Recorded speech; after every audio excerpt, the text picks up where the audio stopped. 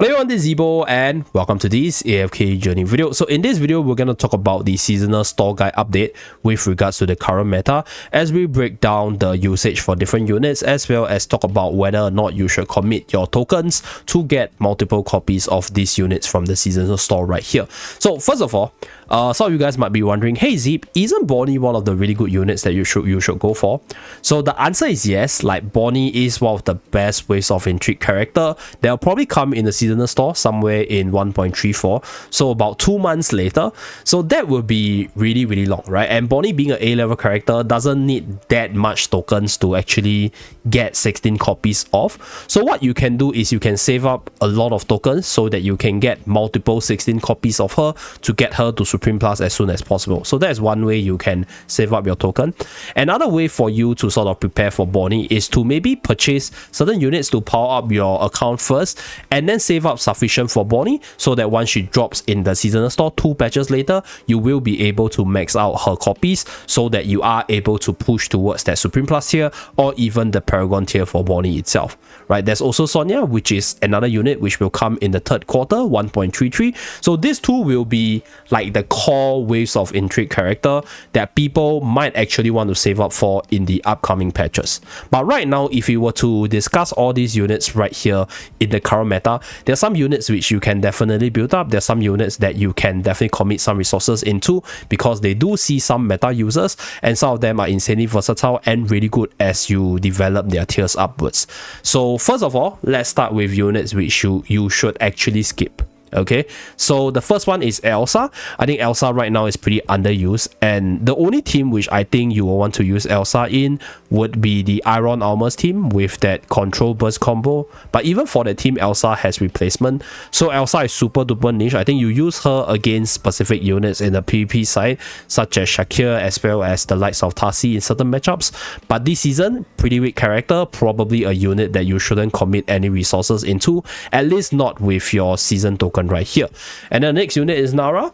So Nara previously had some use in the Smoky team in the AFK stage pushing side because of an artifact which can reposition the furthest enemy towards the enemy that's closest to your team, right? So this, when you combine it with Nara, allows Nara to pull a unit in and then have the artifact pull all the units from the outer area towards the enemy that was put in. So this will help the repositioning for your Smoky team, and that was one of the only like PvE usage for Nara. And then for the PvP side, Nara is definitely usable, but so far, at least based on my observation, the teams that I saw people use Nara in is not like super strong, and there are a lot of ways to counter those teams. So Nara won't be a top priority even for the PvP side because she's not even that dominating there. So in terms of the current usage for the S level Seju side, Elsa as well as Nara, pretty skippable. And then for the A level side, Soren and Luca, I think this two needs no explanation, even though Soren got a minor buff for the Supreme Plus skill. But I still think that you have better options and better unit that are more versatile across different game modes that you can invest in over Soren. So probably not a unit you want to sort of devote your resources into just to build him up from the seasonal store. So if you do build Soren, I'll say organically, once all your maulers are built up from your wishlist itself, then I think it's okay. But other than that, I wouldn't recommend him, at least not from the seasonal store this season. And then we have Luca. So yeah, Luca just is a pretty weak tank. Like, you have better substitutes, you have more powerful tanks, and you have better defensive tanks than Luca. So probably another skippable character, at least from this season store. So out of the remaining characters, Almas is used together with your Iron, Arden, and Almas control combo in the AFK stage side. Still one of the strongest AFK stage pushing team, and also one of the really powerful PvP combos around. So if you haven't built Almas up to the EX weapon, you should definitely get some of the Almas shot, at least to the Mythic Plus, to unlock the Prowling Roots ability, so that your Iron can combo with Almas for the insta ultimate to pull anyone in, and then have Almas root them with the Prowling Roots ability. So that's for Almas' Soul Sigil. I don't think you need to commit more to Almas. But I think if you're using Almas for the PvP side, you can definitely build up his tiers But if you're strictly just using Almas as a combo piece to go with Iron, I think getting the Prowling Root's ability for that insta root would be more than sufficient. So that's for Almas' shard. One of the things which I want to point out, because Almas has always been decently usable as long as you have Iron around, and being one of the most powerful AFK stage pushing team, I think Almas would definitely give you a great time to sort of push through all these stages much more easily. And in fact, I think pushing Almas to S+ is also worthy as a long-time investment, because Almas is a pretty good combo piece in multiple team setups, even without Iron. So yeah, I'll say the longevity for Almas is definitely there. And then for Sinbad's case, so Sinbad has seen a lot of use for multiple different bossing contents, being one of the best physical carries, provided you have other support units to make him really strong, right? Units like Sonya, units like Twins, units like Mikola, they're all really crucial to max out Sinbad's ability with maximum stats buff as well as haste buff for him to be the mega carry. So if you're a brand new player, right, I spoke about this in yesterday's video for if Lily May is still a top tier unit. So let's say if you were to compare between Sinbad and Lily May, I would actually recommend you go for Lily May if you are a brand new player still building up your account, because I think Lily May is generally still a better unit as a standalone carry for your team, whereas Sinbad is really good provided you have all the other good units to support him build up, right? Like Twins, like Sonya, like Foresto, like Mikola, like I mentioned earlier. So this unit, I think, is a good unit that you can commit some of your tokens for. But for the Dream Realm side, I think I would say that he is actually slowly falling off. So if you were to take a look at like his current usage, I think the only boss that Sinbad will stay relevant as we move forward will probably still be Illusia, because you need a physical attacker for this one. So that's where Sinbad, being one of the more premier physical attacker, will probably still stay relevant here. And then for the other bosses itself, we are really slowly seeing Sinbad fall off. So if you are building Sinbad strictly for the bossing side of things, I think you will at least have to have your other supports built up before considering building up Sinbad itself.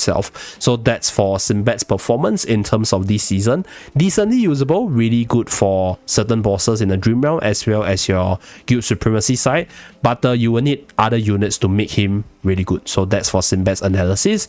And then for Lenya's case, I think Lenya is a decently usable character for this season. I'll say you can use Lenya as a physical attacker. Obviously not as good as Sinbad, but Lenya has another added benefit of being really good with the wildest factional talent for the Supreme Arena, because I've seen some really spectacular performance with her in the Supreme Arena side that I like to actually commend her on that. So people tend to forget that Lenya is actually more of a PvP character than a PvE character. So generally speaking, I think she's not a top tier mass pool, but let's say if you like her design and you kind of want to test her out with the wildest factional talent, I think she's one of the best beneficiary for that, because as long as she's concealed, she's able to keep herself safe and then steamroll from there to pick off your enemy's carry in a rush comp setup. So that's for Lenya's analysis. Not a must-have. I think if you were to compare her to Sinbad, I think Sinbad has a higher priority. If you were to compare her to Almas, I think Almas also has a higher priority. So that's for the A-level Siju side. For Tasi's side, usable in AFK stage pushing with her AoE control and a little bit of damage. Definitely got nerfed quite a bit because of the removal of the Light Bearer factional talent from Ways of Intrigue season. And for the PvP side, not as dominant as she used to be because of the removal of the Mauler factional talent, which made her a pain in the ass to deal with. But if you combine her with the likes of Bonnie, combine her with the likes of Taylin, still a pretty T0, T1 type of PvP character. So Tasi would probably more be for the PvP players or players who wants to have a really solid PvP build up. That's where Tasi is a good Soul Siju that you want to commit your tokens to. And then for Mikola's case, I think for this season Mikola is not as spectacular as a Dream Realm support, so you can definitely go for like 1 or 2 copies of Mikola, because for Mikola's case, I think you don't actually need Mikola to have really high EX weapon levels nor tiers, because the main role of Mikola in the team is usually as a buffer as well as a higher up fodder. So this is where I think Mikola is also a unit that has a decently high priority, but you don't actually need that many copies of her because you just need enough for her to survive, and that will be your goal for Mikola. So for the last two units, we have Ludovic as well as Lily May. So Ludovic is a unit which I think has always been in and out of the meta. Like, what I'll say for Ludovic is this unit is generally usable. Like, if you think about meta, Ludovic wouldn't be a meta like top unit that you want to commit to, but he has always been relevant to be used for your PvP teams, to be used for your AFK stage pushing teams, and to a certain extent historically also usable for Endless Dream Realm with the HP percentage damage. So that could be where he lands as we move forward as well. So this unit has generally been solid. So if you haven't built him up, I think building him up to like Supreme Plus, I'll say is okay. Like, if you're not planning to use him for the AFK stage pushing side, because Ludovic can see use in a lot of PvE contents anyway. So that's my analysis for Ludovic. Generally good, has always been this unit that sees use across different game modes, although he won't be like this top like T0 character that you think of, but definitely a good long-term investment.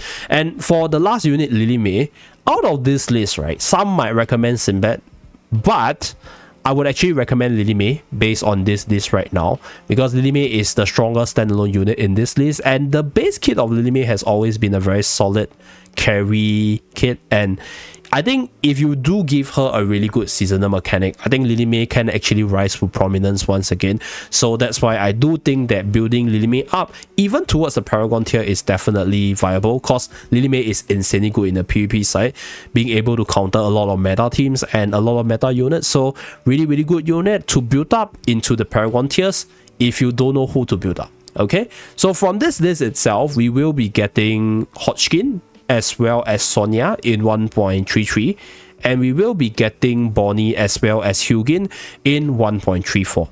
So out of the remaining 4 units, I'll say Sonya is a unit that you can actually save some tokens for, and Bonnie is another unit you can save some token for if you're into the PvP side of things, right? To combo with your magical teams or to combo with Tarsi in general. So that's pretty much it for this seasonal store update based on the current version. Hopefully this video is helpful enough, and do remember to like and subscribe to see more. See you guys again in my next video.